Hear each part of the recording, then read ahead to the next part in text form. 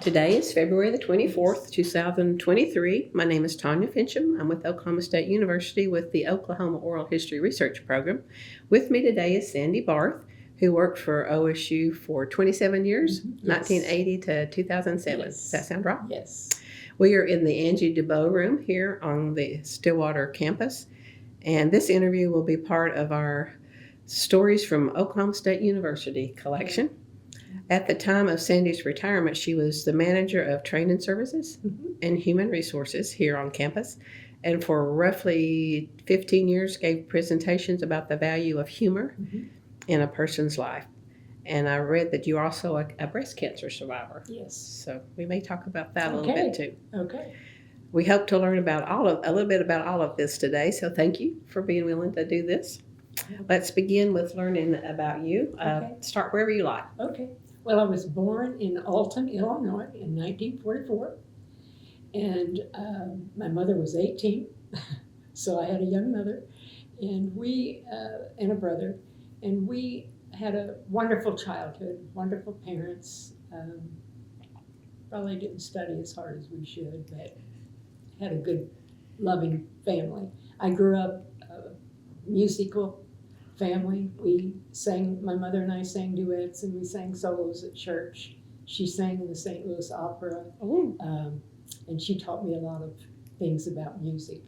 And it was just a wonderful childhood growing up. I was in Rainbow for Girls and a lot of different organizations, loved school, and got married at 21, had 3 children, moved to Oklahoma when I was had 3 children under 5 here. Why come to Oklahoma? Thank you for asking. My husband took a job in the College of Business. He was a professor, and it was between here and Virginia, and this had more fishing lakes, so he picked Oklahoma.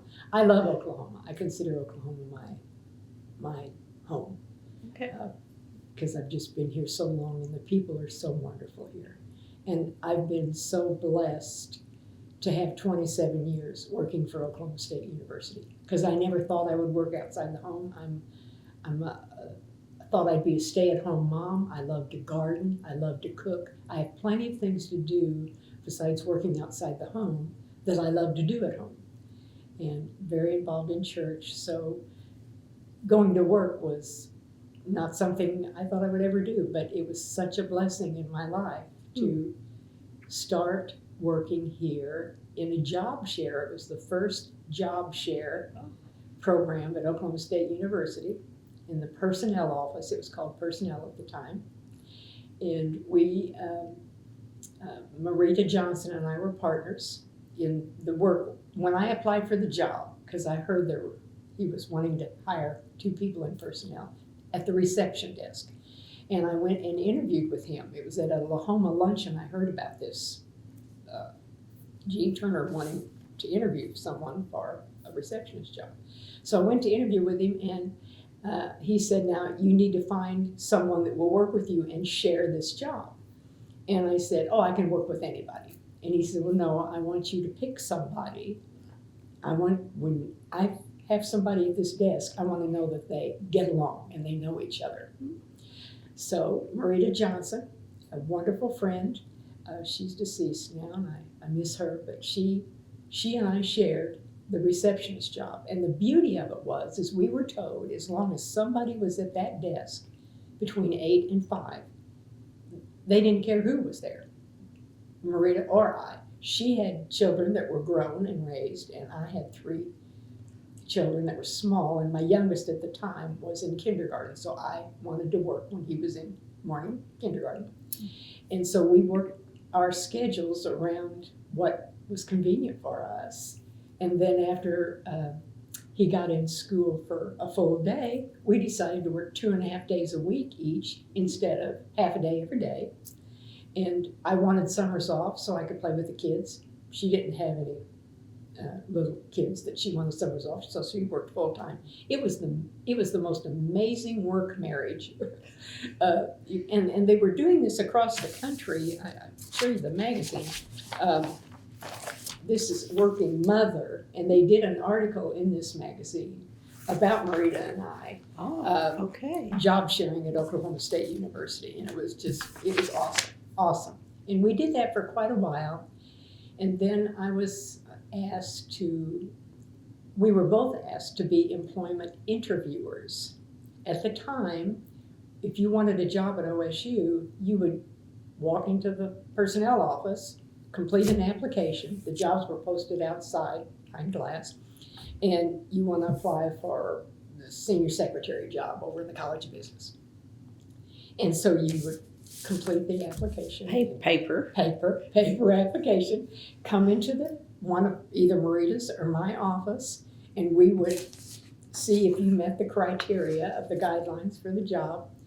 And people would just come, I mean, all day long we were seeing people. And you could come in 5 or 6 times a week and apply for different things. It was a very time-consuming job. And you really I love helping people. And so you just really wanted some of these people to get a job. I had one lady, gosh, I even forgot her name, but she was a retired school teacher. And she just didn't want to teach school anymore. And she wanted an entry-level job. And she kept applying for jobs, and nobody would hire her because they said, "You're overqualified, you're a teacher." And so I remember, okay, I need to step in here. So I called the department. It was the Bursar's office. They just needed somebody at that front counter to do a pretty basic job. And I said, "I have someone that would just love to work for you. She's not looking to promote in the system. She just wants to get out of the house. She's smart. She has qualifications. And I think she would be a really good employee for." They hired her. And she was there for years. And they loved her. And that makes me feel good just to go the extra step for somebody that probably couldn't get their foot in the door because they looked overqualified. And they thought she would work there a summer and leave or something. Mm-hmm. So helping people has always been something that was a real desire of mine. And so I did that job for a while. Then they asked me to be the manager of employment and training and staff development. And I thought, oh gosh, I don't know if I'm qualified for that. And they said, "We'll work with you. We'll give you the skill. We'll send you to classes. We'll work with you. You can do it." So I did it. And so then that became a full-time job, and that wasn't a half-time job. But my kids were in school, and so it was okay. And I did that for a while, and then can't remember what year it was, it's 1990. So it was, I think, over 10 or 15 years, I became the director of training, staff development and training. And that was a wonderful opportunity to meet everybody on campus. My job was to get out and meet with every single department head that I could, to talk to them about our training programs and that we were wanting it to grow and we want to develop and we want to serve and provide training opportunities or growth opportunities for any of your staff that need it. If it's a receptionist that needs people skills or if it's a supervisor that needs supervisory skills, Stephen Covey has 7 Habits of Highly Effective People, numerous things that we could offer. And so what would be your needs if you had any in this department, And I gleaned all that information, took it back and talked to the boss about it. And after a while, we developed 3 programs. And by the way, it took about a year to meet all the department heads, most of them. That's how I met Sheila, and we worked together to set up this computer room that you have here that does computer training. She was instrumental. We shared the dollar. She was the brains of it. Personnel shared some of the dollars to make it happen. Anyhow, it was important to meet with all these department heads and establishing a relationship with them and tell them personnel wants to help. If you have any training needs that your employees need whatsoever, just let me know and I will look for that. And I would get, because of my title, I guess, a lot of companies out there became aware that I was in charge of training. So I get flyers all the time about Stephen Covey classes, our how to manage people, our customer service, and our how do you handle a difficult person. So a lot of these training programs, and they were like $200 and $300 to go to their classes in Tulsa and Oklahoma City. And I would call the company and say, I'm the training manager at Oklahoma State University. Would you waive the fee for me to come sit in your class in Tulsa? And I'd like to see if we might like to hire you to come to OSU. So numerous programs I got to visit and see outstanding, wonderful speakers. And I did hire several of them to come. And I told them we had a budget too, so we can't pay $5,000 a speaker like you probably get from the big companies, Tulsa and Oklahoma City. But we had a lot of those people come here, and it was wonderful. And then I hired a lot of faculty. Dennis Mott out of the College of Business, Zane Quibel, College of Business. A lot of these in Eastman. Isn't he department head still? Okay. And I hired them, and they did it just for $200 or $300, or whatever, to do a program on customer service or supervisory skills, whatever the department needed. We would offer some of those classes and put out a brochure. After a while, my boss, Ann Matoy, said we need to develop some certificate programs. Okay. So that's where the ambassador program came from. The ALP is the Advanced Leadership Program. We call it the ALP program. And then there was a third one. Oh, just a regular leadership program. So ambassador leadership and then advanced leadership program. 3 certificate programs that individuals could take maybe 30 or 50 hours, however many each program required. And then you would get a certificate, and there'd be a special little reward thing, and that was very nice, and a lot of people took advantage of that. And I think a lot of people got raises because of some of those classes that they took. One of the classes, when I became very interested in humor, and I want to talk to you about that for a while, Carrie Fisher, she taught the fishing program, the fish customer service program. I know who you're talking about, but I can't think of Carrie it. Robertson. Carrie Robertson Kirby. She called me just last month and asked me if I want to go to lunch. She lives in Oklahoma City. And she's not training anymore, but she used to be on the Danny's Day show on TV. And I hired her, and she came and delivered the fish program every single semester for years. And it was wonderful. And it was all about customer service. And we had so many people attend her classes. And what does that acronym stand for? Do you remember? FISH. Oh my goodness. I mean, FICH or? Yes, FISH. And there was a book titled that, and I wish I could tell you. And okay, I can look it up. I'll Google it. I'm sorry. Yes, okay. FISH. And she was awesome. I just met so many wonderful people along the way. Okay, so being a member of the administrative part of human resources now, they changed the name to human resources instead of personnel. Do you remember about when that was? Before you left? Oh yes, always. So in the 1990s sometime, maybe? Probably, yes. And Ann Matoy was the director at the time, and I was invited to join the CUPA organization, which is CUPA, College and University Personnel Association. Okay. And they met 2 or 3 times a year, and they had conferences all over the country. We were in Colorado and Utah and everywhere. And we had speakers, and we learned as administrators. It was our training, and it was our gift, and connected with each other on what was on campus, because I had a lot of great partners at OU and some different colleges around, Rose State College.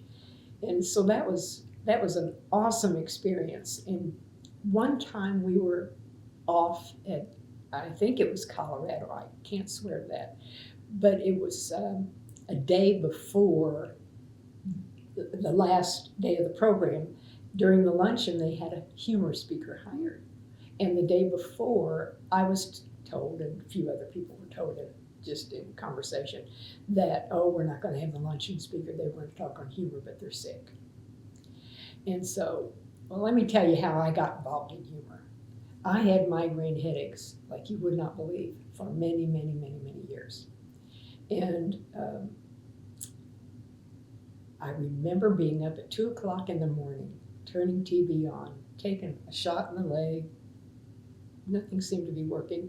And Rita Davenport was on there advertising her Laugh Your Way to Success tapes, audio tapes, a big binder full of audio tapes. And she told some of the stories and some of the humorous stuff that were on those tapes. I laughed so hard. I laughed so hard that in 20 minutes, there was no headache. It was gone. And I had read, and she had mentioned on one of the tapes, how laughter gets the endorphins going and alleviates pain in your body. So I just whipped out my MasterCard at 2 o'clock in the morning, ordered those tapes, and listened to them and loved them. And so having a little bit of, or a lot of that stuff in my head, when I heard that there was not going to be a luncheon speaker, speaking just 20 minutes on humor, I went to the person who was in charge of the conference and said, I would like 15 minutes and I could give you some humor. And so I did, and they loved it. And I had 7 colleges at that conference book me to come on their campus and do the same thing.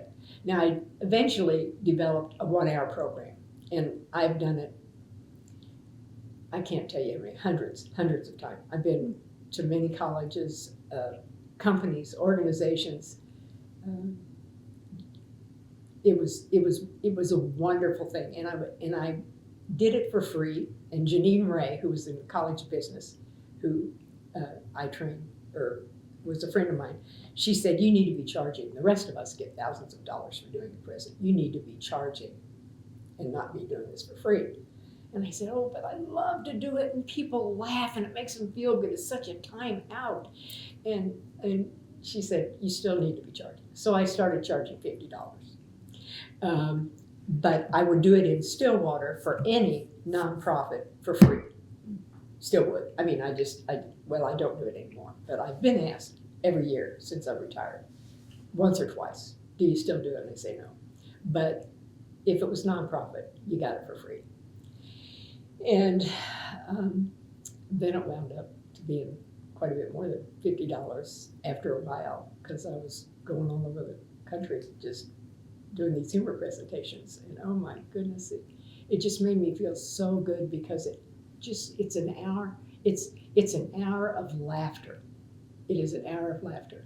So are you telling jokes? Or you? Oh, no, it's not about jokes. But I did have 2 or 3 jokes, but they're stories. And the main thing that I want to encourage people when they share humorous information is, do not share it about anybody else. Do not get laughter because I know something. Oh, let me tell you what I saw or heard last week, And if you're going to tell a story about something, tell it on yourself. And so, and I'll share a story with you. Okay, please do. Yes. It's one of my first stories I did. I said, I always wanted to play golf, so I took up golf.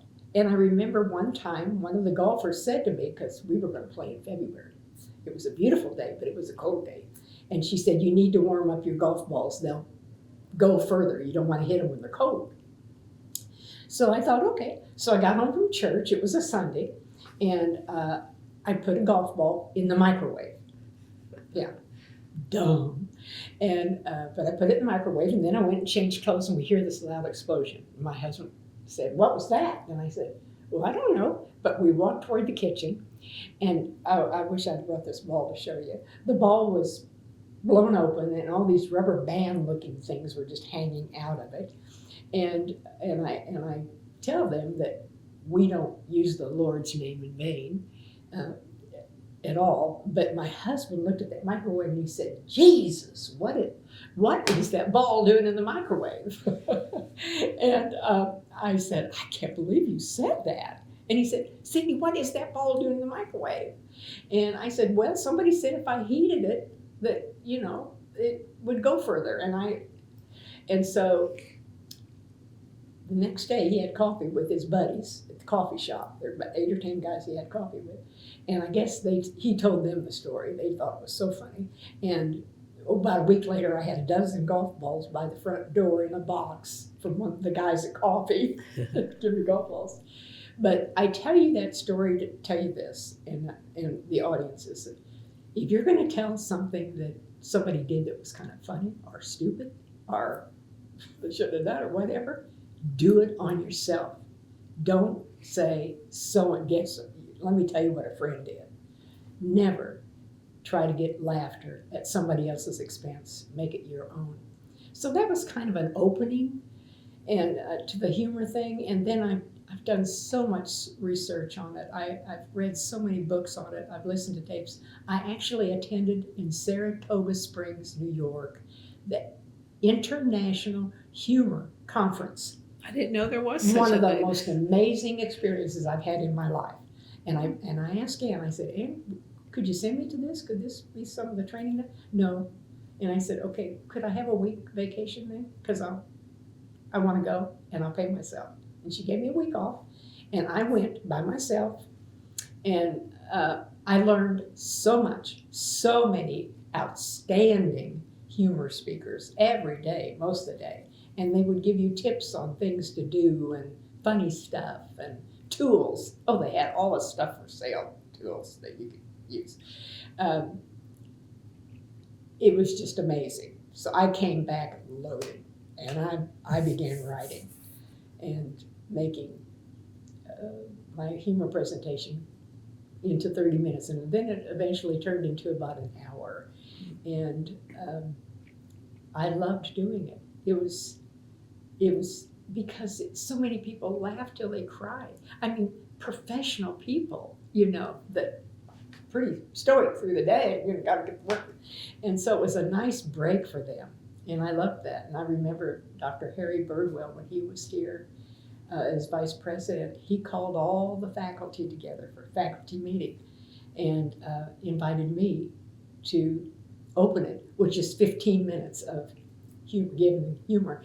And I ordered, I think there were, I can't remember how many, 200 or 300 people, but I ordered a bunch of clown noses and I passed them out and gave them to them. Last week, Ken McKinley said, I still have my clown nose in my drawer at home. I have people every single year tell me I still have my clown nose. That makes me feel so good to know that they do still have their clown nose. But so yes, I told stories on myself. I talked about Dr. Fry was an outstanding, he's written books on, and I can't remember what college he was from, but he's written a lot on humor. But one of the things that I closed with was nobody on their deathbed said, I wish I would have, oh gosh, I wish I would have worked harder. I wish I would have, done all these things that they did. But a lot of them say, I wish I would have spent more time with my family, with my children, and the more meaningful things. And I think we all need to think about that. We need to think, how are we living our life? Now, I know we need to do our work and we need to be serious and do all these things, but we have to have space for laughter and for it's healing. It's a healing thing. And I kind of end the program, and I tell a lot of stories and read things, but the end of the program, I have this doll that is sewn together. It's about a foot long, and it's stuffed with cotton, and it's called a Damn It doll. And if all these things that I've told you in the humor presentation have not worked for you, and you just can't seem to get your smile back, then you take your Damn It doll and you just beat it on the desk 3 times, and I beat it on the podium 3 times. One time, I was speaking to 300 people, and the head of the doll tore off and went flying across the way. Well, that even got more laughter. I sewed it back on, it's no big deal. But, you know, it was just that type of thing. Take a break and find time to laugh, because it's so important. And one of the things I've done, and I even wrote in my joy journal yesterday, is I tell everybody to get a joy journal. And this is just a little book, a little notebook type thing.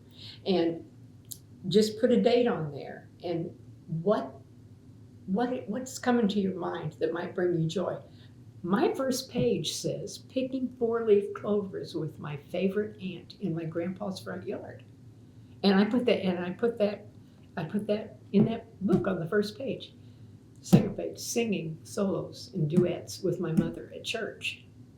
And so everything has, and I put the date there, and it's just a sentence or two of what would bring a smile to my face or joy to my heart.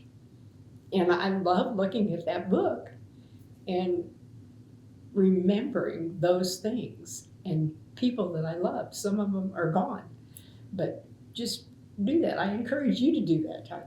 I'm thinking, how often do you do? I mean, you don't sit down and do it all at one Oh, time. no. Just when it pops into your head. I can go 2 or 3 months and not write in it, but I keep it right on this little coffee table where I have my coffee and watch the morning news and read my devotional. And I'll pick it up maybe once a week, and I'll just flip through there 1 or 2 pages and read it. Oh, thank you, God. That was just a great memory. You know? A joy journal. Oh, a joy journal. And it does bring a smile to my face, and it's wonderful. And if I can think of something that week that was a joy, I can put it in there. If I don't, I just put it down. It's there to look at different times. And then I'm hoping that my grandchildren will look at that. In fact, I told them, I mean, they've not seen my humor presentation. I think it might be on tape someplace. I don't know. But I wish they could have seen that. But I want to tell them about the Joy Journal. And I'm going to show them my Joy Journal. And I might even give them all a tiny little book. You know, it's just for their own joy. Yes. And say, I hope that you will keep this in your bedroom or wherever you spend some sitting time. And if you think of a joy or something really fun, Adam, when you made that last 3-point basketball in high school when you were a senior and it won the game, oh my gosh, put that down there. If you don't remember the date, no big deal, just put the year maybe. But list those things, because you're going to forget those, but someday you're going to pick that up, and I've got stuff back there from 20 years ago, and I love it. It's wonderful. I encourage you to get yourself a little. My first one would be I got to meet Sandy Barth. Oh, well, thank you so much. Okay, so what have I gotten off on? That's okay. I mean, you've done well. Let's take a slight detour and talk a little bit about your breast cancer, if sure, because I'm sure. Yep. I would think your mindset on humor would have helped you through that too. Well, maybe. You know what? I stuck with Scotch tape on clown nose on my breast, and I walked down into the room, and I did this for some administrators at Oklahoma, not department heads, but it was. She was the administrative assistant for Harry Birdwell at the time, so it was her level of people. And we were at the Best Western, and I was to do this humor presentation. And this was probably in very poor taste of mine, but it was the way I handled it. But I didn't think about how it would handle, because it made her, she invited me, cry. She was crying in the back. She had to leave the room. But I walked out there, and just to say, yesterday I was diagnosed with breast cancer, but you know what? It's not going to get me. And then I yanked the nose off, And I think people were just shocked, to hear that. But there was maybe a minute about, I'm okay, want you to know, and this presentation and the things I'm going to tell you are things that actually will help me get through this. Mm-hmm. So I did that. I was divorced for a year, and my husband left after 29 years of marriage, and I thought we had the best one in Stillwater. So I was totally shocked, totally shocked. My kids were devastated. We had 3 3 kids. One graduated from college, the other was in college, and the other one was about to go to college. It was real hard, but I got a therapist, Martha Miller, who was a lifesaver to me. And I've told her that many times. She's deceased now, but I went to her for 2 years every week and learned how life goes on, you know? But anyhow, I did the breast cancer thing, kind of hurt him too. And I was scheduled, this was a Friday afternoon, and he was gone, of course, lived in Tulsa, and I was scheduled for surgery the following Tuesday. They were going to do a mastectomy because the doctor said he couldn't get a clear margin. Okay, so Marvin called, and I don't know why, that was my husband's name, and he said, Sandy, I heard you were going to have surgery, a mastectomy next Tuesday. And David, our son, told him. And he said, I'm dating a lady who works for the best breast cancer surgeon in the state, and he's the head of the board, and Dr. Lockhart in Tulsa. And he said, he will see you today if you can get over here. Because I've talked to the lady that he's dating that works for him.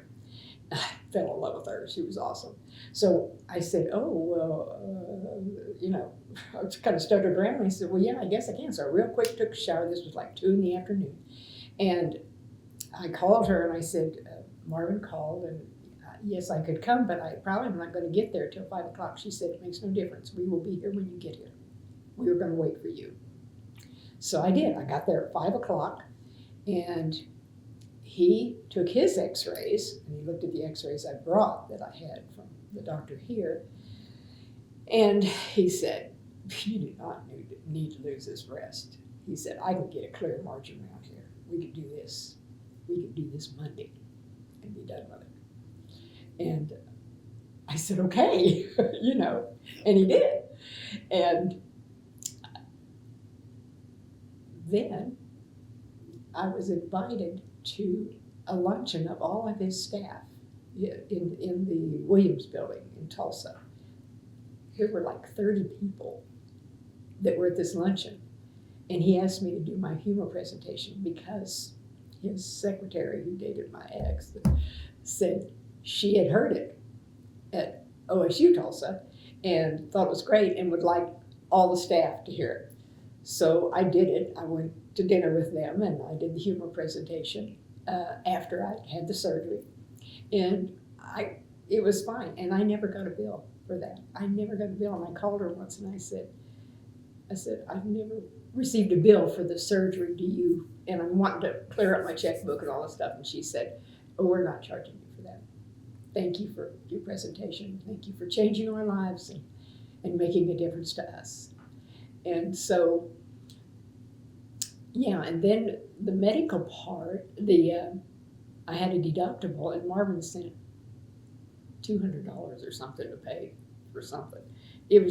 Everybody was just stepping up, But yeah, it was something. I mean, I was going to lose the breast, and then I didn't lose the breast, and then I healed pretty well from that. And I had read that you'd kept a gratitude journal during that process. Yes, I did too. Talk a little bit about that. Okay, I have a gratitude journal, and who is it? Sarah, somebody? Simple Abundance is the name of the book. Oh, it's a big pink hardback book. You can get, well, I was going to say you can get it at Hastings, but we don't have Hastings anymore. That's where I bought mine. I bought 10 of them just so I could pass them out to my friends. But it was all about simple abundance and being grateful for so many things. And she said everybody should have a gratitude journal. And I did buy a gratitude journal. And there you logged on the things that you're grateful for, not just happy things, but some of them were close to what is in the Joy Journal. But a daily thing, at the end of the day, what am I grateful for today? This morning, if I wrote in my gratitude right now, I would tell you that the 2 bluebirds and the wren that came to the window in this big pot that I put mealworms in, not pot, but a tray, little tray. And I watched them eat those mealworms. And it was wonderful. And I lost my brother the first part of this last December. And he was my only sibling. We were very, very, very close. And he loved cardinals. He loved cardinals. I, for some reason, never had cardinals. I've lived in this house 20 years and never had cardinals. And the day after I got back from his funeral, there were 2 females and 2 males, and they've been there every single day. And I know that that's my brother speaking to me in some way. To have those birds, but those are things I'm grateful for. I'm grateful for Dr. Lee Bird, who's my neighbor, and she's an EMT as well. And she has helped me through so many medical things. I've had knee surgery, replaced both knees. I had a stroke 3 years ago. I've had open heart surgery at Mayo Clinic. The doctor there said, you should not even be here. You should not be alive. Your valve it was so bad. But Lee flew out there because she used to go to St. Cloud University. She went to visit some friends, and she told my son, she said, you take your mom out there, stay with her during the surgery, all those things. And they had a brand new baby. And of course I had to stay at the hospital for a week. And Lee said, I'm going to go back to my old college. I'm going to arrange it that week, and I will bring Sandy home. And she did. And so she's been there for major things that I've had done. And she's just a gift to so many people in our neighborhood. She helps everybody. And she volunteers at the emergency room right now. So that's part of my, did I answer enough about the breast cancer and the gratitude journal? Yeah, and I was thinking you helped Lee through the 2001 plane crash from what I understand too. I did. Quiet support, I think, is the... Yes, and cooked a lot of meals. And she and Susie Burks had a thing for mashed potatoes. And I made a 5-pound bag of mashed potatoes for those 2. And Susie said, I'll never forget that, those mashed potatoes. Yeah, that was quite a time. Yeah, what more do you remember about that particular? She and I were sitting in front of my fireplace with a TV tray right here, and we were playing a card game called 65 that her dad taught her. And she got the phone call, and she looked up at me. Her eyes were watering. She said, I have to go. There's been a plane crash. And some of our guys were gone.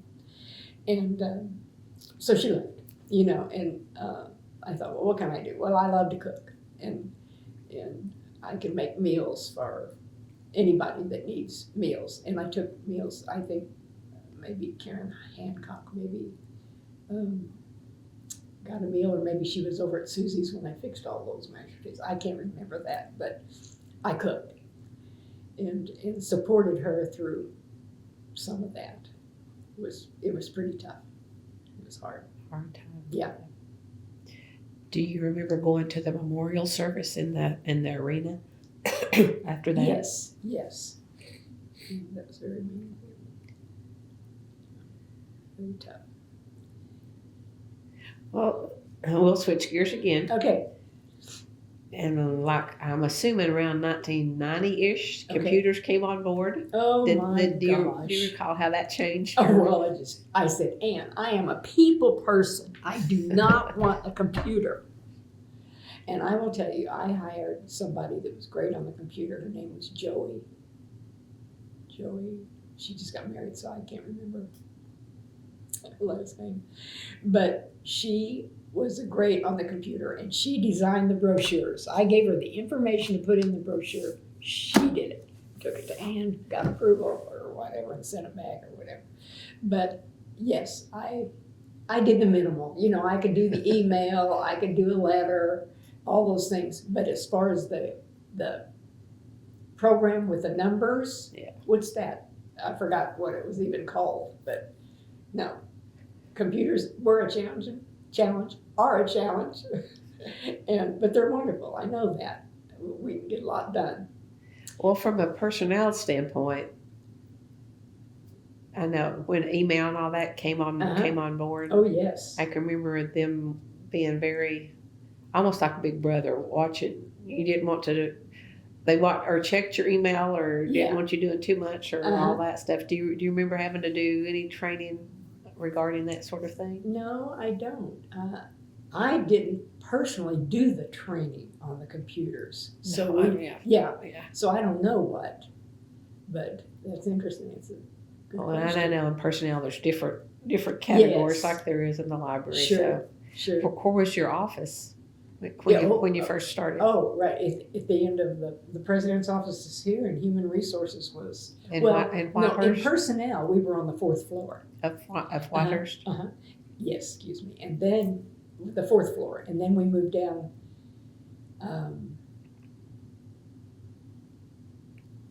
Well, I'm trying to. I don't want to get it mixed up. When I retired, and then I came back and worked for Denise Weaver for a while, part-time, for a couple of years as a receptionist, and that was neat. Some personnel moved to the 1st floor, didn't they? Yes. Of Whitehurst? Yeah, Yeah. I did. 4th floor and then the 1st floor, yeah. And then I retired in 07 and then returned after a year or so. Denise said, you want to come? Was there anything in particular that prompted you to retire when you did? Oh, probably the computer stuff. Yeah, I was ready to retire. I just was ready to be home and garden, cook. A friend of mine, we both retired the same year. Kay Emmer, she worked for a financial company in town, and we booked ourselves on a cruise to Alaska. That was our retirement gift to ourselves, and that was awesome. I did miss the people here a lot. But I was ready to be home and garden. But you came back. I did after a year. She said, just come back for just half days and just help us out. It was some of the filing. I mean, it was minimal. It wasn't anything administrative or anything. It was really entry level stuff. Back where I started with reception. And I love that because I loved, oh my goodness, Tanya, the people that came in the provost office, the faculty that I met when I was in training and I went and visited, and what are your needs and what can I do for you and what can we do for you in human resources. So I knew these people, and so many of them again say, oh, I've still got my clown nose. You have no idea how many people have kept their clown noses.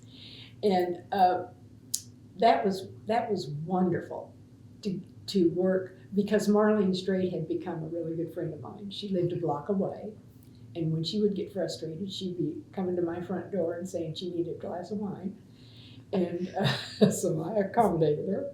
And yeah, the traffic that came in and out of the provost office were so many of the people that helped me out and I worked with when I was doing a lot of networking and what are your needs and going to their departments and stuff. So it's good to visit with them on a different level, you know. I think, was she not the first female provost? I think she was. I think she was. Yeah. Uh-huh. And then, who was the associate? Pam Fry. I loved Pam Fry. She was awesome. She was great. And Denise Weaver was good. In fact, I stopped by to say hi to Denise before I came over here. And at some point during all of this, you helped plan leadership women's professional development women's forum. William. Started over. William. Was it the Business Journal? The professional development for women's forum here on campus, and you would do like 3 or 4 a year, and have people come in and speak. Yeah, well, I think that is. Isn't that the leadership development? It may be. It may be. Yeah. And then Janine Ray, who. She's got on a nose. Yeah. Well, no, this is me. Oh, that's you. This is me. That's what I looked like when I spoke. Yeah. I'll have to put it up there. Yeah. Okay.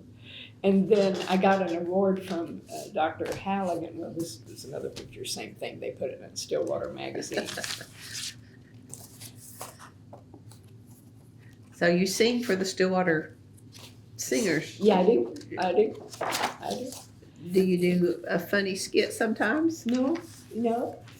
And I exercise at Total Health 4 mornings a week in classes, and they said, "We heard you did a humor presentation. You ought to do that for us." And I said, "No, I don't think so, but I might sometime." Yeah. They just asked me at the wrong time. But I was honored by Dr. Halligan, and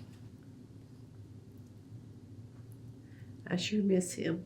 I do too. Sure Oh my miss gosh, a him. wonderful, wonderful man. And then I received an award from the College and University Personnel Association. We were in New Orleans, and I was honored. I got the Roadrunner Award, got that, and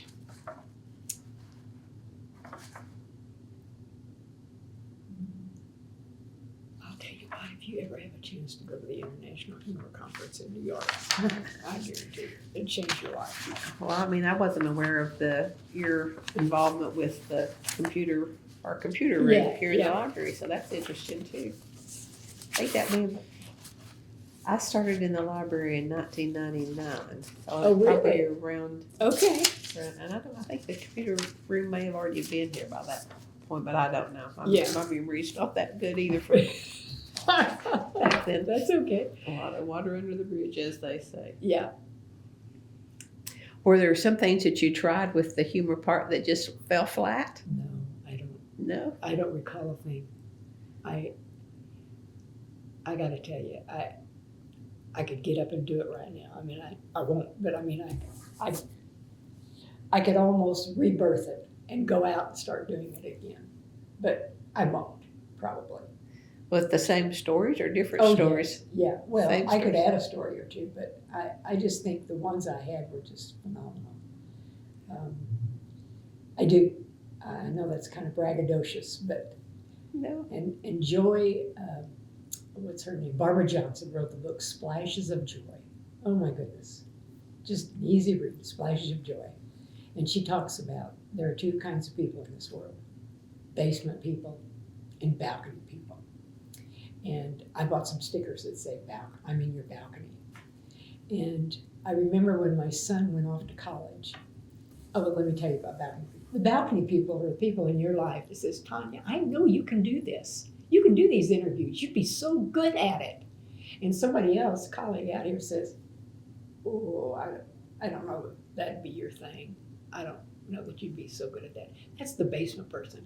And so there are basement people and there are balcony people. And I guess we can be some of both at different times. But we need to, I focus in the humor thing by saying, be a balcony person for people. It will change your life as well as the others. So when my son, who's now 52 years old, went to college here, and when he, no, it wasn't him, it was my 49-year-old son who went to college at University of Illinois. And when he left, and I went to church, and I got up in the balcony of my church, and I had somebody down below, it wasn't on a Sunday, take my picture in the balcony, and I was up in the balcony going, you can do this, Mike, you can do this. And I sent it to him, and it meant so much to him that I took the time to say that I'm in your balcony and you can do this. And that's what I want to encourage people to do. Be in somebody's balcony, be somebody's joy. Write it down so you can recall it. It will just change your life. I mean, divorce was not in my vocabulary. It just wasn't. And I was devastated. But because of all the love people have shown me, because of the people in my balcony, many, many people on the balcony, because of my therapist who was amazing, I've come through it okay. And my granddaughter, who just graduated from nursing school at a Christian college, Oklahoma Christian, said to me last week, she said, Grandma, she said, how come you're not remarried? Don't you want to remarry? And I said, Savannah, I'm not looking. I am so happy with my life. I had a great marriage, I thought, but it's over. And now I have great children and 8 great I have 3 children and 8 grandchildren, and my life is full and I love it.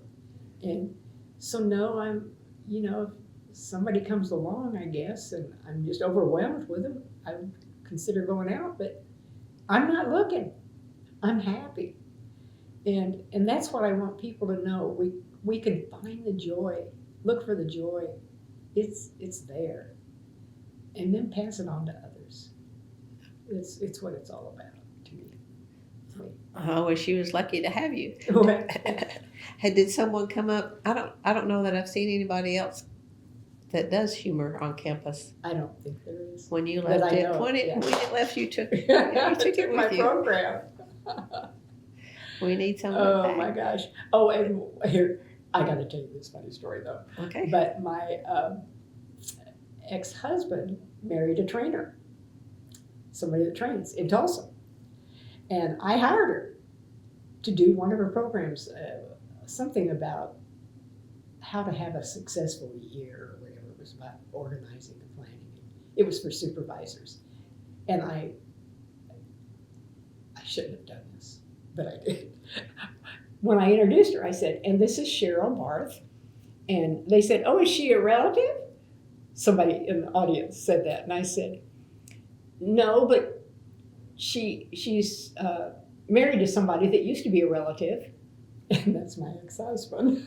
And I just kind of caught her off guard, but she's fine. And we are fine. I like her a lot. And that was how I dealt with it too. The human part, because it hurt. It did hurt, but I wasn't hurting that day. I was trying to find laughter, and I did. Well, growing up, was humor around the kitchen table in your family? Do you have much? Oh, we were so poor. My gosh, we were so poor. But yes, my mom and dad found reasons to laugh and to make us laugh. And my dad he worked at a steel mill. He was a foreman there, but he worked at a labor job. And mom had part-time jobs in retail, and she was an alterations lady for a store, but nothing big deal. We were poor. We didn't have a car for 5 years after I was born. We were very poor, but we had so much love in my family, so much.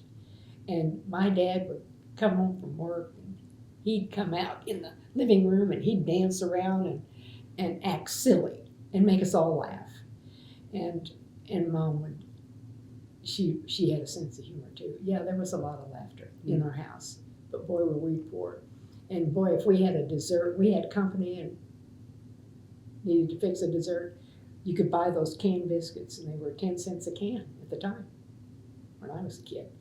And you'd break a biscuit in thirds and drop it in a little saucepan of hot oil and fry those babies. And then you'd have 2 bowls over here, one with cinnamon and sugar and one with powdered sugar. And you'd take those out and dip them in there, and that's what you served company. That's what we did that a lot. And we just made things do, and it worked. And people loved my mom and dad. Loved my mom and dad. And mom had a 10th grade education, and dad maybe the same. And she sewed and quilted and knitted and read everything. She was so bright and so talented at doing that. I mean, she sewed our slips or my slips, and we wore a lot of hand-me-downs. But my parents were just amazing. And my brother was the same way. Well, they hated to see you come to Oklahoma then, I'm sure. They did. But they had the means. They had the means then to come visit. And they wound up living in Springfield, Missouri. So it was only a 4.5-hour drive, and my mother died at 62 with leukemia.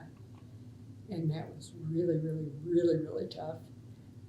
But I took off at noon every Friday and drove there and spent the weekend. Took the kids a lot of times because I thought that would bring them joy, and it did.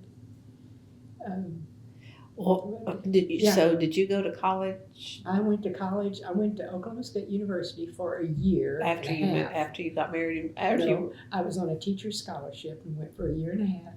And Marvin asked me to marry him, and he said, would you drop out of college and work full time so I could go okay. to school? Well, he was on a GI Bill, but still, he felt like we needed the money or whatever. And I was so in love with him. So that's what I did. I worked at a grocery store and put him through, and then he wanted to get a master's, and then he wanted to get the PhD, and he had a Ford Foundation grant for the PhD, and looked at this college and one in Virginia. This had more fishing lakes. Oklahoma did, so that's why he chose here. Worked here for 7 years, didn't like the research part. He saw the faculty getting raises that researched and wrote papers, and he got the Teacher of the Year award, but you get nothing for that. And so he quit. He quit after 7 years and became a home developer. Was very successful. Developed Brighton, developed Summerlin, developed several houses in Crosswinds where I live. So he's been very successful at what he's done. I think then your other son is David. David, yeah. Okay. Do you know David? My husband knows David. Oh, okay. Geography. Oh, yes. Okay. Knows him that way. Yeah.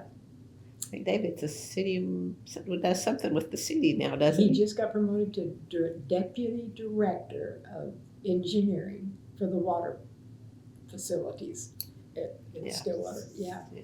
Very happily married, 3 kids, have a son here in aerospace engineering. And he married Suzanne, who played OSU. She was a Suzanne Rawson, and she was a basketball player here on full scholarship, averaged 30 points a game. Okay. Yeah. So she's from Stratford, Oklahoma, but she's here with him. And so everything's good they've got 3 great kids. So that ties into the write down in your jewelry book that you got 3 points, a 3-point bucket. Yeah. Oh, yeah. That you mentioned earlier. Yes. For your grandchildren. Oh, my goodness. Yeah. It's true. Well, when you first came to Stillwater, what did you think of it I loved it. from the get-go? Oh, my goodness. Do you remember George Carney? Do you remember that man? Oh, yes. Okay. He lived right across the street. And we pulled up in our car with 3 kids under 5. One of them was 6 months old. George and Janie had a 6-month-old boy. They came right across the street while we were getting out of the car. And they said, when you get your luggage in the house, we'd love for you to come over. We've ordered a couple of pizzas from Hideaway and a nice pizza place here. We'd love to get to know you and feed you pizza. So we did, and loved that. I had a great relationship with them for the longest time. And of course, George. Yeah, what I remember about them is Janie taught science at the high school, and she had a snake in her bedroom, in an aquarium type thing in her bedroom. I could not do that. I've had pet snakes, but not in the house. Yeah, and hamsters and raccoons. Yeah, but George was a nice guy. We liked George. Oh gosh, yeah, I just hated that things didn't go well there.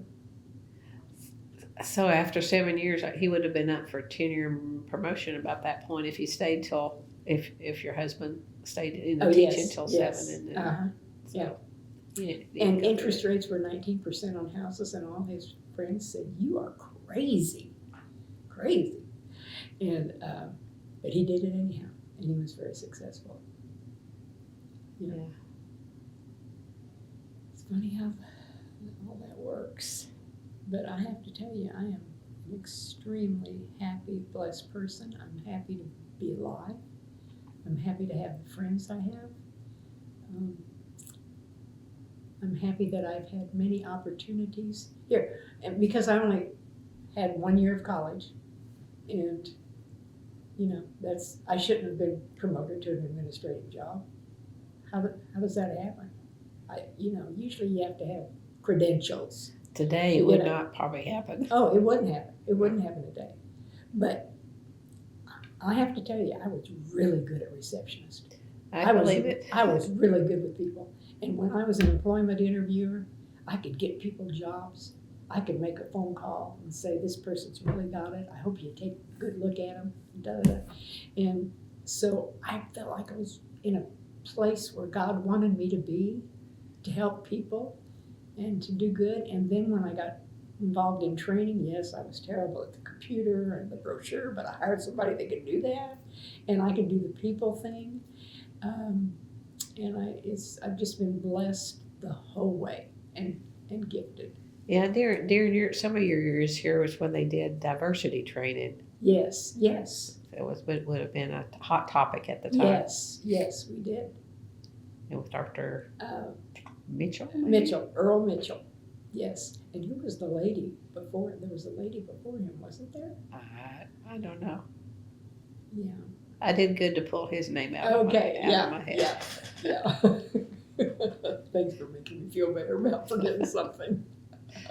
Well, and in that line of work too, it has changed quite a bit in your 20 years of being in that. Yes. Yeah. Yes, that is so true. I mean, you got into more women working and more family responsibilities with more couples working, I guess. Yes. They didn't do a lot of job sharing after Meriden. I don't know why. I mean, you proved it was a success. You wonder why. Yes, and people are happy. And why wouldn't you want to try something where people are happy? But my goodness, for a boss to tell you, I don't care who's at that desk, just cover it from 8 to 5. My goodness. And Marita and I were so close that we just worked so well together to make those schedules work for both of us. I think maybe from the administrative side, it was how do you divide the benefits, like your sick leave and annual leave and all that for when you share a job. Well, you might not. You did. Since you're part-time, you don't. You don't get them. Yeah, that makes sense too. Yeah. Mm-hmm. So COVID came after you retired. How do you think that would have impacted what you did? Yeah, that would have been hard because remote work and that came into being. Yeah, they changed from us visiting with people and interviewing people a long time ago, even before COVID. Yeah. So, there's not that many walk-ins to.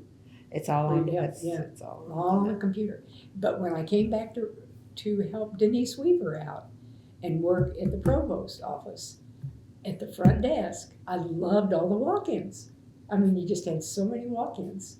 And now during the COVID time, I guess they just came because they all had meetings with the provost, weekly stuff. So I imagine they would have had masks on, I'm sure, when they came in. So for your retirement, you could work at Walmart, be the greeter at Walmart. I always said when I quit OSU, I'm going to be a Walmart greeter. I always said that, but I've just loved being at home and neighboring, and helping people out. And Lee Bird and I, one of the first times she got both of our washing machines, somehow the hoses broke or whatever. And we read online where you should use a kind of a chain thing and not a rubber. Anyway, the bottom line is the neighbors that we knew, we went and knocked on the door. Sandy Belford, Paula Johnson, who worked for legal counsel. We're frickin' frack. And we're here to fix your hose on the back of your washing machine. We're willing to change it for you for free. We had these extra things we bought at Lowe's. We had so much fun. And it was just the four of us. The four of us call ourselves the Women of the Hood. That's Paula Johnson, who worked for legal, and for Charlie Drake. And then Sandy Belford works at the Encore Dance Studio, so she's not related to OSU at all. And then Lee and myself. And we eat dinner on Sunday nights, and we play the game Sequence. You ever heard of it? No. It's really good. And been friends for years. Yes, for years. And we'll be till the day we die. It just is. And when my dad died in Marco Island, Florida, I remember flying home and no, that's not when Dad died. It was when I got the call that Jacob, my first grandson had leukemia at 4 years old. And I was in Florida visiting my dad. And I immediately flew home, but I didn't get in town until midnight. And I drove down the street, and Lee Burt's standing at midnight in my driveway. Because she had talked to me on the phone. She said, "When's your flight getting in?" All that stuff. She calculated when I might be home. And she's standing at midnight, about 10 after actually, at the end of my driveway, waiting for me to come home. Tears flowing. She sat, we talked for a couple hours, and then she went home. But that's the kind of person she is. And that's the kind of neighborhood, we just care for each other, the four of us. And my needs are met as far as friendships, health care, and all those things. It's a good life. OSU is a good place to have come then and ended up. OSU opened so many doors for Sandy Barth, so many, that probably should not have been open because I didn't have the credentials. But somehow they were, and I have absolutely been blessed by Oklahoma State University. I was looking, you served under 4 different presidents? Yes. Com, Halligan, Hargis. Just a little bit of him, and because he just came right when you left. He was coming, right? Who? Hargis. Hargis. Yeah, he came in Well, no, 07 or 08. Well, okay. Yes. About the time right, you were. Right. But there was another one. He went to Texas. Was it Campbell? Yes, Does Campbell. that sound right? And yeah, he gave me I don't one know of his much books about that he him. wrote. Yeah. I don't know much about him. Oh, and Schmidley. So. He was in there in that mix too, wasn't he? He wasn't here long. No, he was not. But some we'll have people to count say he him, was though. there too long. So did any of those filter down to changes in your work with the switch in presidents? Not Probably really. I had a good relationship with Halligan, Dr. Halligan. And of course, one of the things was that award that he gave. Bosselman and a student or something. But Barcelona, yeah. he I've was heard good. stories And about Com, him. I was really connected to Com when I started. And Maxine, his wife, I was really close with her. Maxine Com. I was in some social organizations that she was in. Well, you mentioned Lahoma. Yes, but that doesn't exist anymore, It does doesn't? it? Does it? I don't know. I'm asking. Oh, well, I don't know. I think, I don't know, maybe I Wow. was thinking that didn't, but maybe it's just changed. Interesting. See, that's a shame because those things, that's the opportunity that I found out about the job sharing. And that was usually the wives of faculty members, wasn't it? Yes, it was always the wives of faculty. And they met for lunch once a month and they had a little brief program sometimes. I'll have to check. I was thinking, Yeah. though, that it had kind of dwindled away. Maybe with more women being hired, I don't know. Yeah. Oh. But that was the key Yes. for you. Yes. Excuse Yes, me. it was. Let me check my notes. If you Yeah, think go of ahead. anything else, check yours. Well, and Lee said to me, she said, now, Sandy, if she asks you a question, don't start to answer it and then go off on another tangent, Oh, you're fine. which I do a lot. I'm fine If with I've done that. that, just bring me back. I've done, You're singing, the singing. yes, I How sing. long have you done that? Well, I've always sung. I've sung, yeah, I was really good. I was pretty good in school. You play piano? I played for 2 years and then I played the violin for 7. And now I'm taking ukulele. I read that you did something with the ukulele, I love- Stillwater Ukulele And then Association. And then all my friends that have a birthday, they get a call about 9 o'clock in the morning. Happy birthday to you. And I just play it on the ukulele and then I say, have a great day. Love you. Bye. How did you get into that? I just did it. Oh, the No, the ukulele. Playing ukulele, ukulele? yeah. My grandmother played by ear. She played the piano by ear, she played the ukulele by ear, and all of that. And I have her ukulele, but it's got a crack in the back. So I went and bought myself a really nice one at Daddy-O's about 3 years ago. And Cammie Coons, the person that started the Ukulele Society, we've got a website and everything, is the leader of, she teaches, not classes, but it's a gathering of people. Anybody can walk in to it. We did meet at Daddy-O's. They meet someplace else now. I'm not involved, and I'll tell you why. They meet someplace else now, but on Tuesday nights, I think it is. And they play for an hour and sing songs. They put it up on the screen. Oh, it's so, so, so much fun. And you learn things. And I called her about a month ago, and I said, Cammie, I would like some private lessons, I think, on the ukulele, because I'm not much past happy birthday. And she laughed. Because I haven't been for 2 years to the weekly Tuesday night things. And here's why. When my son's son started OSU in aerospace, I used to feed them every Thursday night. And so that was fine. Ukulele was Tuesday nights. And he told his mom, he said, Mom, I'd love to go to Grandma's for dinner every week, but I can only come on Tuesday nights because of classes and stuff. And, well, what's the priority here? Come on. So I called Cammie. I said, Cammie, I won't be at ukulele anymore, but because of, and she said, well, I understand that. That's a good reason. And I feel like I'm doing what I need to do and want to do. But I could afford to take private lessons from her too. I'd like to play a little bit more and a little bit better. But I'll get online if I want to learn something. Like Precious Memories is one of my favorite songs by Alan Jackson. Mm-hmm. Oh my gosh. Played at my father's funeral, yes. Yes, really. Mm-hmm. See? And my family knows that that's one of my favorite songs. So I've learned how to play that on there. So some of those things are my favorite songs, but that's, yeah, about it. Well, you could read music, obviously, since you sing. Yeah, I sing in Stillwater Community Singers, and at church we don't have, I don't sing in the choir at church. We don't have a choir anymore at First Christian Church for some, after COVID. We just don't. I know, but we sing a lot. We do.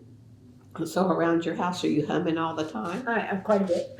Or whistle. I have a Alexa show.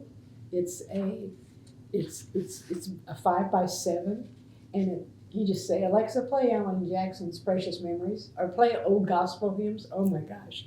Lee and I went to Santa Fe 2 weeks ago to visit a friend of hers. And she has a tape that's got Great Is Thy Faithfulness, In the Garden, all those old hymns that I love. And we harmonized we drove all the way down there and back. She's alto, I'm soprano. And that just fills your soul. Yeah, very uplifting. Yeah, yes. Yeah. And I do that around the house. I'll put on old gospel music and just sing while I'm doing stuff. And I have speakers out on my patio, so when the golfers are coming by, because I've got them in the backyard, turn that up a little bit there. Help them help them hear a little. Be in their balcony. You can get it in the hall. Do you golf since you're so close to the course? I did golf for quite a while. I was on the ladies' league at Lakeside for many years when I first worked. And I took Tuesday mornings off. That's another thing. When I worked full-time as an employment interviewer and I had gone to full-time work and wasn't sharing the job anymore, I really wanted to play in the ladies' league at Lakeside. So I asked Ann Matoy, I said, Ann, may I use a half a day of annual leave on Tuesdays? And she thought about it once. She said, yeah, you can do that. So at 8 o'clock, teed off. We were done by 11 all the time. I'd go home and shower, get dressed, and go to work at 1. And I loved that. I just, that flexibility. And that's what I try to encourage supervisors and people out there that have employees. If you want your employees to be happy and to stay and to give you the best of themselves, see what you can do for them. It's a little extra that they want to do that would enhance their lives. And that was one of the things with me. And I've never had a hole in one, but I was pretty good when I played. And I'd like to get back out there, but I haven't yet because I've had the open heart surgery and then I had the stroke and my knees are bothered me a little bit, and this shoulder bothered me. Yeah, I'm 78 and I'm getting there, you know. Just drive the cart and let someone else play. Huh? No, I'll drive the cart, and I can hit it. And yeah, but Jean Croca, I don't know if you know her. She worked at the Collins Center when I worked there. She said, I'm going to call you. We're going to go out and play golf together this summer. She told me that last week, and I said, good. I'd love to do that. If you need a par 3. Yeah. Well, there is a par 3, isn't there, is it the links? Yes, The links I is played a there. par 3. Yeah, that's neat. I don't play, but my dad did, so I know, okay. a little bit about it. What are your He had hobbies? 4 holes in one before he passed away, so. Did he? Wow. I've got his balls. Oh my gosh. Yeah. 4 holes in one. He lived on a golf course, so, and he knew, he played a lot. Wow. A lot, but he had 4. Awesome. Yeah, one at the age of 70, so. Oh my That's goodness. doing pretty good. Yes. Yeah. That's awesome. I love to be out on one. I'm just not good at golfing. I'll drive the cart. You can play. I can hit. Let's go over my list to see if we've covered. Yeah, and The other president that was right was Lawrence Boger. Boger. Yes. He was here when you first started. Oh yeah, and they asked me to go down there and sit at the reception desk while they had luncheon or something. When I worked in personnel on the first floor of Whitehurst, and I just was over there and I opened the drapes, and he walked in the door because the luncheon was over, and he said, "We never open those drapes." I said, "Oh, okay, thank you, sir." I just closed those drapes. I thought, well, why don't you open them? It's president's office. You should be visible, you know. But, yeah. So did you ever ask why you didn't? Oh. Or ask somebody why you didn't? No. Not him, but ask someone else. Well, no, I just went down and told my boss, I said, you ain't believe I opened those drapes. Were they closed for the following presidents? Do you remember if the other ones did? I don't remember. That's it. No, I think they were open. Yeah, I know they were because I've seen, yes. I used to see Charlotte sitting at the desk and some of those people. Yeah, I know, Absolutely. especially with President Hargis. Well, yes, and they need to be visible, I think, you know? And they want students. Remember, President Hargis and Halligan both wanted students to feel Yes, welcome they did. at all times. Yes. So theirs were up. I know Yeah. that. I don't know if the others. Okay. Reach for Recovery. What was it? Tell me. It's something about breast cancer support group. You went to Hawaii with someone you met from there. No? Does that not ring any bells? Maybe I misread. That Reach for Recovery sounds like a book I read. No, it just said a breast cancer support group, which I wouldn't be surprised that you didn't help other people that have gone through that I did too. go to several breast cancer luncheons or meetings. I was asked by the Cancer Society to do that because they knew I did the humor thing, you know, and I even did it for them. And then I started going to the meetings just to encourage them and say, "Hey, you can get through this." Be in their balcony. Yes, exactly.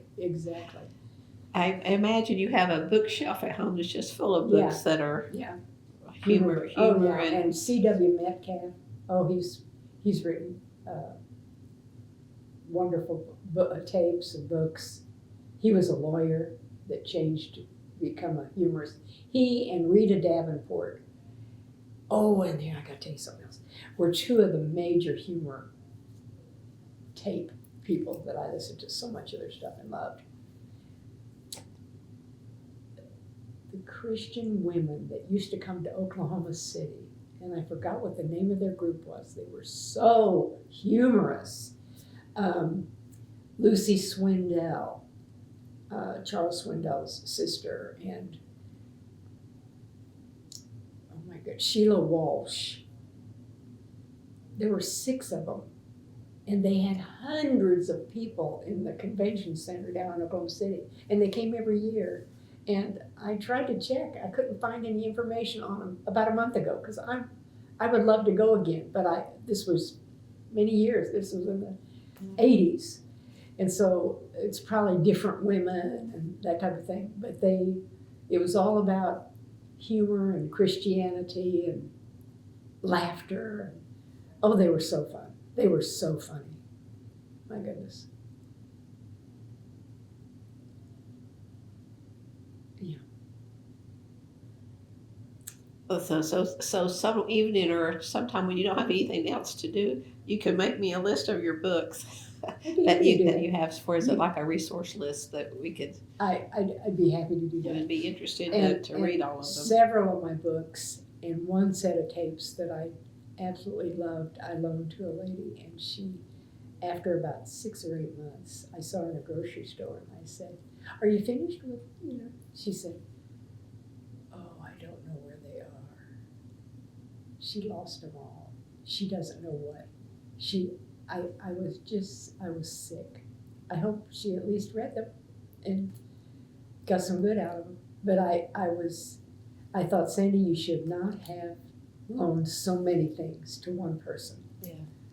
Um, One or two at a time. and then I probably should have followed up maybe after a month. Yeah. Yeah. But she loved the program so much, the humor presentation I gave. She said, "Oh, could I read your books? Could I please?" I said, "Sure, sure." And I had them there because I was showing them what my resources. And she took probably 8 or 10 books and a whole set of tapes. Well, I looked on Amazon for the Rita Davenport Port, ones, and they don't. I think you can get still on cassettes. Yeah, I just need a cassette player. I don't I have know, one. that's- Well, where do you get them? Does anybody sell I don't know. them? Well, I don't either. I need to look on. I know you can. We can digitize cassettes. So if we had the cassette, we could make them into a DVD Oh, where you can is play that and stick it. expensive? Is that real expensive to do that? No, I mean we don't do it just for everybody, but Yeah. you know we can do that, and it's just 6 of them. Mm-hmm. Yeah. So if you wanted, Okay. we can discuss that off tape. Okay.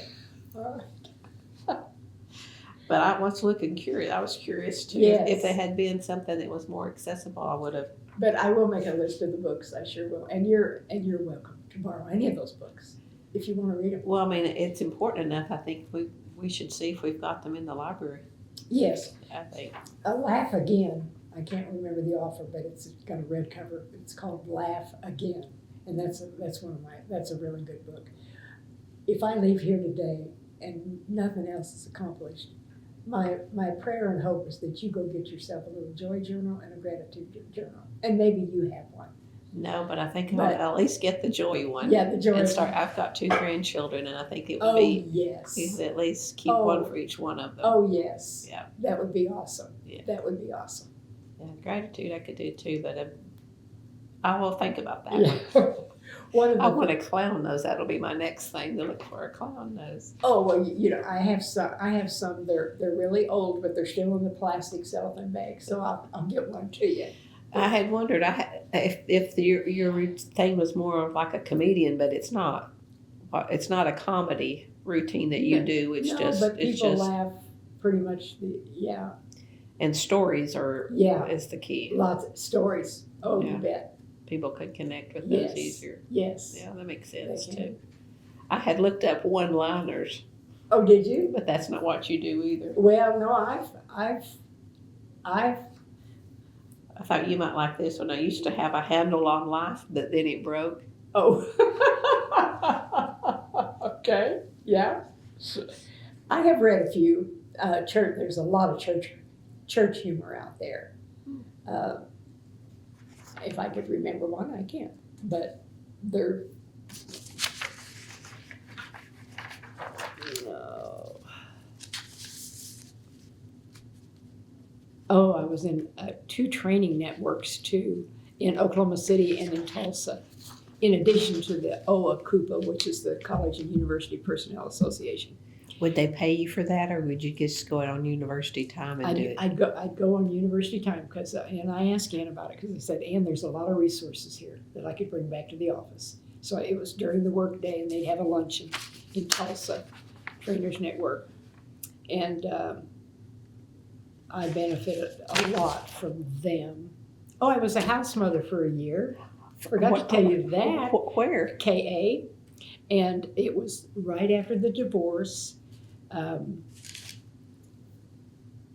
was having a house built because I sold the house. It was a 5-bedroom house we were in, so sold that, and stayed with a friend of mine, Kay Inmeyer, paid her rent for a while, and then had a house built.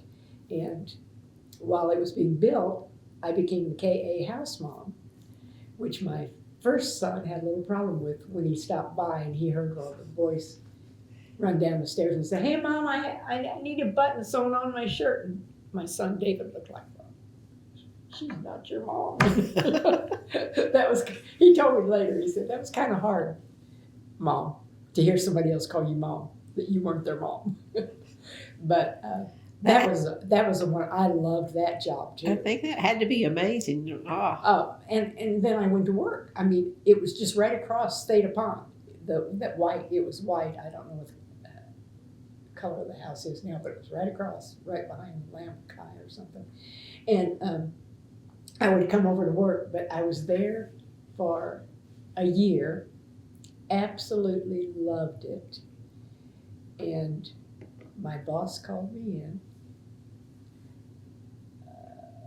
Gosh, I have to be careful of what I say here, in case she ever watches one of these. Well, no, it's, I don't know, it's that bad. She just called me in and said, "Sandy, most of my administrators that work for me work long after 5, and you work 8 to 5.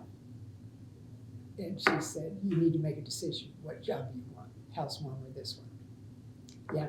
Now, there were a lot of employees that are house moms here, I know, but Wow. she didn't want me to have both. I was so happy. You know, parking, I was right there, just walk across the street, came to job, did my job well. But so I had a meeting with the parents and the board, and I said, "I am so sorry. You've been so good to me, and I love this job so much, but my main employer that provides my insurance and the security that I need is saying I have to make a decision. And so I feel like I need to, at the end of the year, let you go." It was like 2 months down the road. Find somebody else. And they said, "Oh, please don't, we'll come and work half time. Maybe as your mom." They just offered so many avenues, the mothers did. They really wanted me to stay. And I said, I'm touched that you feel that way, but I can't. Well, but after that, then did you actually end up still doing 8 to 5? Or did you have to do that bench after 5 o'clock? Well, no. After she told you that? Well, no, Or he? you know, it was, I still worked probably 8 to 5, but if there were ever a time that she needed me later, I guess I would be available. But I don't know if that would fly today, do you? I don't know, maybe it would. Oh, I bet it would. There are some people that are that way. Yeah. Well, living in the house with that many boys, 32 boys. what would be some of the things you would do? Oh my gosh. Talk them through problems, I'm yes. sure. And sew on Yes. buttons, but So what else? well, no, I said, "Have you ever sewn on a button?" No. Oh, you And show I said, them. "Well, I'm going to show you how to do it. I'm going to do this one, but I'm going to show you how to do it." Okay. And then I remember one guy, oh my gosh, he just had girlfriend problems galore. Every night it seemed like he'd have to stop in and say, "Well, I told her we'd go here, but we didn't." And just problems with dating girls. So I listened to a lot of that. And then at 3 o'clock in the morning, I could hear somebody, the house phone was right outside my door on a little desk. And I could hear all kinds of yelling and cussing and stuff, and they were fighting with the fraternity right next door. They probably didn't think that I'd be hearing any of that. So I got up and put my robe on, and I opened the door, and I said, "Do we have a problem out here?" And "Oh, Mom, we didn't know that you could hear this." And I said, "Yeah, and the language is not appropriate, please." So they stopped that. Okay, now I'm going to tell you a story. Oh, this is promising. I'm going to tell you this story. I loved these boys. I did. And the last day there, they took a recliner out in the back of the house. And they said, "Mom," when I got off work, they said, "We're going to be in the backyard, and you're going to sit in this recliner. And we're just going to all talk and tell you how much we love you and all this other stuff." And and we're going to bring you a beer.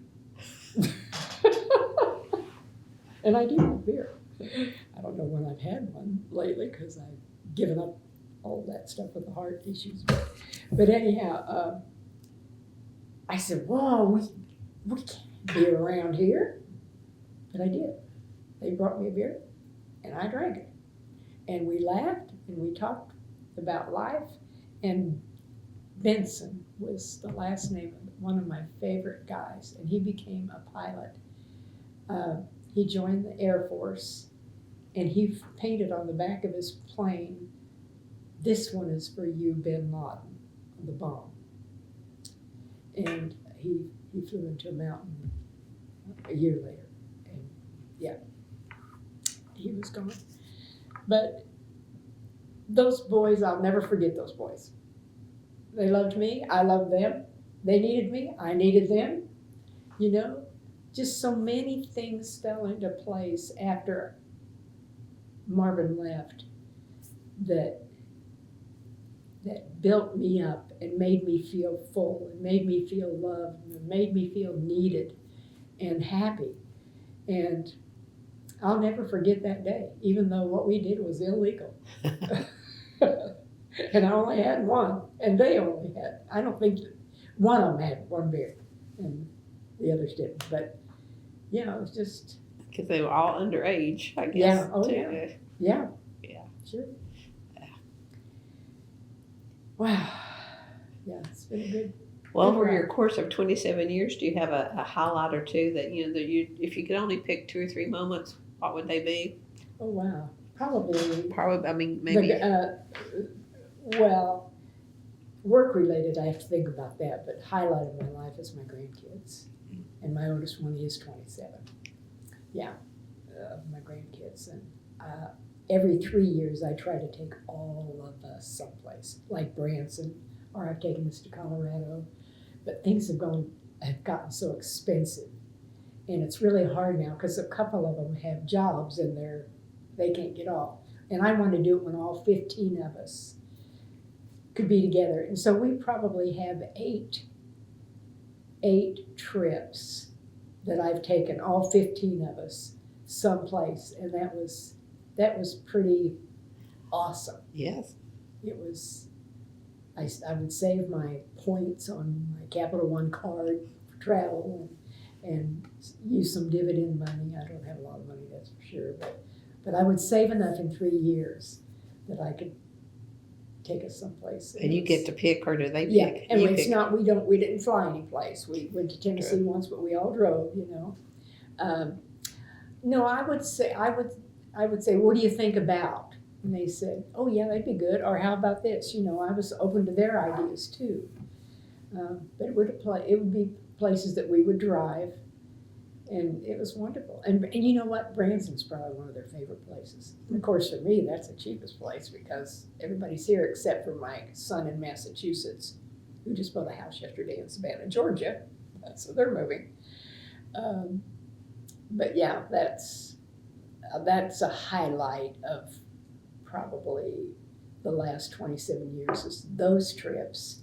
And just, gosh, there's just so much. There are so many wonderful people in this world, you know, and just to be able to bring a smile to someone's face or help them if they're down in the dumps. If I see an older person at church or something and they just look like they're lonely or depressed or, you know, I can give a call and talk. Just, I think that's why I'm here, is to help people. And if I can make them laugh and bring a smile to their face, warmth to their heart, encourage them to get the joy journals. That's what it's all about for me. Well, after you've given so much, how do you get refilled? Oh, well, gosh. Gardening. I love to garden. I love to feed the birds. My people are good to me. All my kids are good to me. My neighbors are good to me. Do you quilt? I mean, I noticed outside of your house there was a quilt a stone that's been a quilt pattern. Oh, my granddaughter did that. It's a quilt pattern, but I can't think of the name of it. I crochet. I don't quilt, and I haven't crocheted anything for a while. And I tried to learn to knit about 5 years ago, and we were knitting dish rags. Person that was teaching me. Oh, let me tell you, I am in a sharing group. Oh, I got to tell you about this, but we were knitting dish rags, and mine absolutely turned out like state of Oklahoma. It had this longest thing out here. It was not a square dish rag. So knitting was not for me either. I have been in, Dr. Linda Burks is a therapist. She was a therapist in this town. She's retired. And I preached a sermon. I wrote a sermon after Marvin left. About, hey, we're ministers too. This is a good sermon. I loved this sermon. And then I sang a song at the end of the sermon titled Touch Through Me. Holy Spirit, touch through me. Let my hands reach out to others. Touch through me. So I sang that solo. And Linda Burks was there. I didn't know who she was. She was there in church. She came up to me afterwards and she said, could we just go to lunch someday this next week? I'd like to talk to you. So we did. We set it up.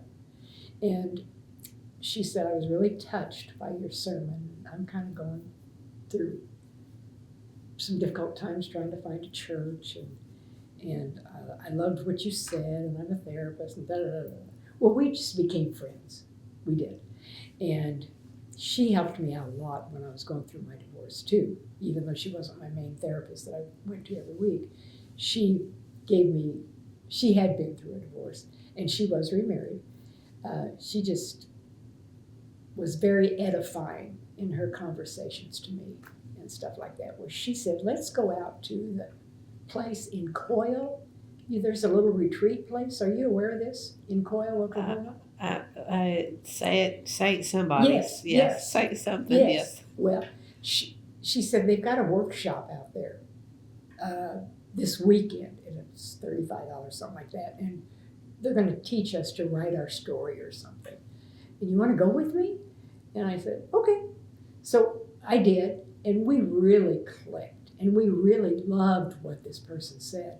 And then she said, oh my gosh, I've got two friends that I would love for them to hear her and enjoy this. And she said, how about you? Do you have anybody that you could ask? And she said, because they can only have like 8 or 10 people in the class, let's hire this lady to come back and do it. Well, we did. I pulled my friends. She pulled her friends. We're still together. Those 8. We meet every month at Zanotti's for a glass of wine and celebrate anybody's birthday and just conversation.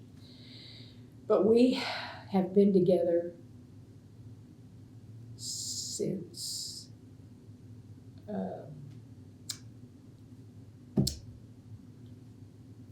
the divorce. I don't even know how long I've been divorced. And when was the divorce? Yeah, that's a good question. Well, you went to work in Okay, I built my house in 96, so I think it was in 95.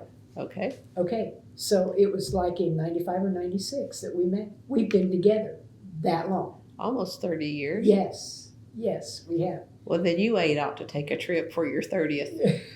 Should. Somewhere. We should. Well, we've been to Taos a few times. Okay. Yeah, the group driven to Taos. That's a nice place to go. Yeah. You can get inspiration and exactly calm there too. But we started out doing a kind of a Bible study or taking a book and sharing the book. My favorite was A Path with Heart by Jack Cornfield. He was a Buddhist monk. And it was just I hope your path is with your heart. I mean, it's basically, it was just a wonderful book. And I've got the tapes to that too. Can't find the book. Must have loaned it to somebody.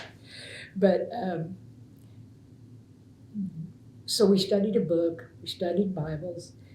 We shared what was going on in our lives. We cried. We hugged. We cried some more. And we've just been together for 30 years. And we've been through everything. We've been through, I was the first one with breast cancer. 1, 2, 3, 4. Of the 9 of us, 5 of us have had it now. Wow. And that's Yeah. Breast cancer. Yeah. And oh my goodness, that's just an amazing group of women.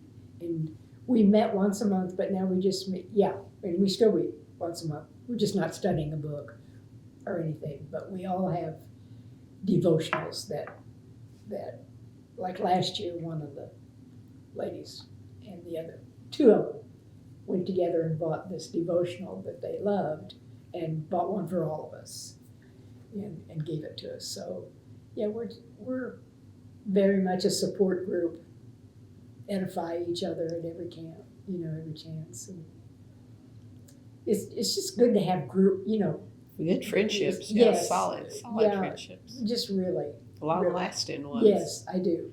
And when I went through the divorce, I went to the divorce adjustment workshop at the First United Methodist Church here. Nobody else had one. And so I told my minister, I said, I'm going to leave this church for 1 year and go to the Methodist Church for this workshop and study this book that they're doing, go through the programs, do all this stuff. But I'll be back. And that's when I came back and I wrote the sermon and then preached it at our church. And they liked that. And then I was asked to preach it at the Methodist Church. Then I went to the First Christian Church. Then I did it at 2 other churches in this town. I'm trying to think who they, can't remember. Preached that sermon quite a few places. It was a pretty good sermon too. Well, did you have a mentor? I mean, someone that you just kind of helped you along this, or you sound just like you got a lot of. I do have a lot of mentors, but Linda Burks during the first part of my divorce and that part was absolutely a mentor and a helper. Person in my life now is Lee Bird. That really helps me a lot, and probably because she's an EMT and she volunteers at the. She hasn't talked you into playing pickleball yet? With these knees and no, I have a lot of balance problems. Oh my gosh, I wind up on my feet. I used to play racquetball a lot. I was pretty good at racquetball, but I couldn't do the running and doing that stuff now. Well, would you consider singing something for us since you like to do that? Oh my gosh. Would you do Precious Memories? Oh. You don't have to. I'm just asking. If you'd rather not, that's fine. Probably not. Okay. If I had the ukulele, I would do it. But I can't make one. Okay. Precious memories. How they linger. How they linger. To my soul. And on and on. I can't remember the words, I'm sorry. I have to read it when I sing it. Yep, I have to see it too. Yeah. I just know how they linger. Yes. It's good. And then my other favorite one is I'll Fly Away. Oh, that's it. Yes, that is a good one. Yeah. And then Climb Every Mountain. And I was going to sing Climb Every Mountain and put it on tape and have it played at my funeral. Because I loved that song and I could just see myself on that hilltop. But I didn't do it. Lee and I went to Red Rock Ranch and you could cut a lot of this stuff out. I'm just going on and on. Right. But it's a Dude Ranch in Kelly, Wyoming, right by Jackson Hole. And we went there 3 years in a row. And I remember telling her when I was on a horse, I said, okay, now I want you to take a picture of me riding away, waving like this. And then at my funeral, play that and play the music, happy trails to you. Till we meet again, and I'm waving goodbye. She said, oh my gosh, I wish you would quit thinking about your funeral all the time. I think about mine too, but it's that's all folks from Looney Tunes, that's all folks. Oh, that's good. Yeah. Oh my gosh. Yeah. Daffy Duck. For sure. I love that. That's very creative and very humorous. Very good. Yeah, that's how mine will be. That's good. Oh well, we've covered all of my questions. Oh, well, good. Sandy, the last one though, Okay. is how do you want people to remember you? as a helpful, loving person. That's it. And I give my mother all the credit with that 8th grade education. She had a heart and soul like none other. And that's what it's all about, helping and loving. And laughing. Yeah. And I'll add that to yeah, it. yeah, you can add the laughing. That is true. Absolutely. Well, thank you very Yeah. much for sharing with Well, me. thank It's been you. great. Thank you so much. I hope I answered things. Lisa, don't go off on some tangent, No, Sandy. that's the best. That's the best kind, I think. So stop it. Thank you.